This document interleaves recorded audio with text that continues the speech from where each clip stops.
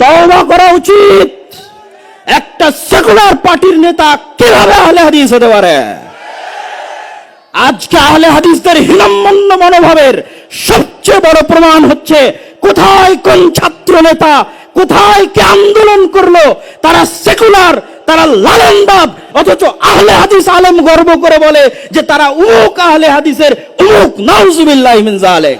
জামাতের মুখপাত্র একজন, তাদের আমি ডাক্তার সাহেব, আর আহলে হাদিসের মুখপাত্র শেষ নাই, সবাই মহাপণ্ডিত। মহাপণ্ডিত হও কিন্তু কথা বলতে যায় না।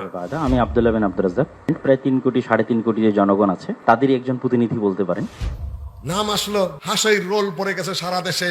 আহলে হাদিসের কোনো বয়স্ক মানুষ নাই, আহলে হাদিসের কোনো আলেম নাই, আহলে হাদিসের কোনো ফেস নাই। আমি আমার নাম কেটে আরেকজনকে ঢুকেলাম, আর তুমি এত বাচ্চা ছেলে, তোমার কমন সেন্স ধরলো না যে প্রতিনিধি কে হতে পারে। তোমার যোগ্যতা নিয়ে আমার কোনো দ্বিমত নাই, তোমার ব্রেন নিয়ে আমার কোনো দ্বিমত নেই, তবে তোমার কমন সেন্সের অভাব আছে।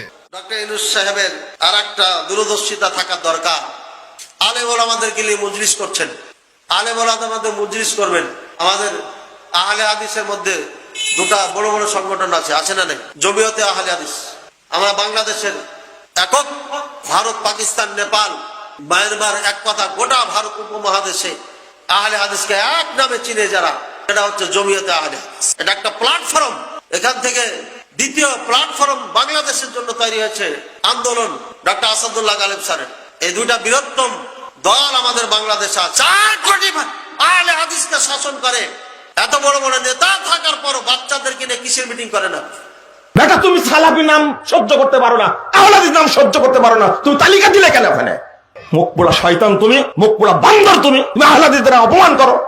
কে বলেছে? বলে এরা আহলে খবিস বলেন আমাদেরকে, চেহারা নিয়ে, আলেমের মতো চেহারা নিয়ে মঞ্চে উঠে দাঁড়িয়ে বলে এরা হলো সন্ত্রাসী। আহলে হাদিস সন্ত্রাসী?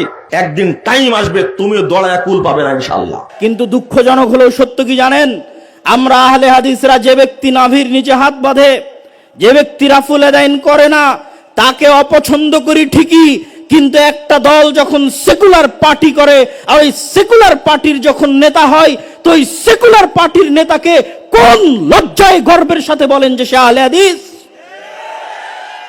তওবা করা উচিত। একটা সেকুলার পার্টির নেতা কিভাবে আহলে হাদিস হতে পারে? আজকে আহলে হাদিসদের হীনম্মন্য মনোভাবের সবচেয়ে বড় প্রমাণ হচ্ছে কোথায় কোন ছাত্র নেতা কোথায় কে আন্দোলন করলো, তারা সেকুলার, তারা লালনবাদ, অথচ আহলে হাদিস আলেম গর্ব করে বলে যে তারা উমুক আহলে হাদিসের উমুক, নাউজুবিল্লাহি মিন যালিক। আহলে হাদিসদের এই হীনম্মন্য মনোভাব থেকে বের হয়ে আসতে হবে। একজন আহলে হাদিস রিকশা চালক একজন সেকুলার দলের নেতার চেয়ে 1000 গুণ ভালো। একজন আহলে হাদিস মুচি এবং মজুরি একজন ন্যাশনালিস্ট দলের, সেকুলার দলের নেতার চাইতে, ছাত্র আন্দোলনের নেতার চাইতে লক্ষ কোটি গুণে ভালো। অথচ আহলে হাদিস আলেমের সন্তান যখন প্রধান উপদেষ্টার দরবারে গিয়ে নিজেকে আহলে হাদিস দাবি করে, তখন কেন গায়ে জ্বলে? আমি কি নিজেকে আহলে হাদিস দাবি করতে পারি না? আহলে হাদিস কি ব্রাহ্মণ্যবাদ যে নির্দিষ্ট একটা গোত্র, নির্দিষ্ট একটা দলের জন্য সীমাবদ্ধ থাকবে? পৃথিবীর আশেপাশে কোণে, উত্তর থেকে দক্ষিণ, পূর্ব থেকে পশ্চিম, যেখানে যারা কোরআন এবং সহিহ হাদিসের মতবাদের উপর অটল থাকবে তারাই আহলে হাদিস। আল্লাহু তাকবীর, আল্লাহু তাকবীর। আব্দুর রাজ্জাক বিন ইউসুফ কোনদিন বাংলার মাটিতে শিরক এবং বিদআতের সাথে আপোষ করেনি। আব্দুর রাজ্জাক বিন ইউসুফের সন্তান হিসেবে যদি কোনদিন শিরক এবং বিদআতের সাথে আপোষ করতে হয়, দাওয়াতি কাজ বন্ধ করে দেব, তবু শিরক এবং বিদআতের সাথে আপোষ করব না। এই আপোষহীন মানসিকতার নাম আহলে হাদিস। আর একজন আহলে হাদিস আলেমের সন্তান হিসেবে, আহলে হাদিস আকীদা লালনকারী হিসেবে পৃথিবীর যে প্রান্তে আমাকে উপস্থিত করা হোক না কেন, পৃথিবীর যে কোনো জায়গায় আমাকে ডাকা হোক না কেন, সেই প্রত্যেক জায়গায় আমি নিজেকে আহলে হাদিস বলেই পরিচয় দিব।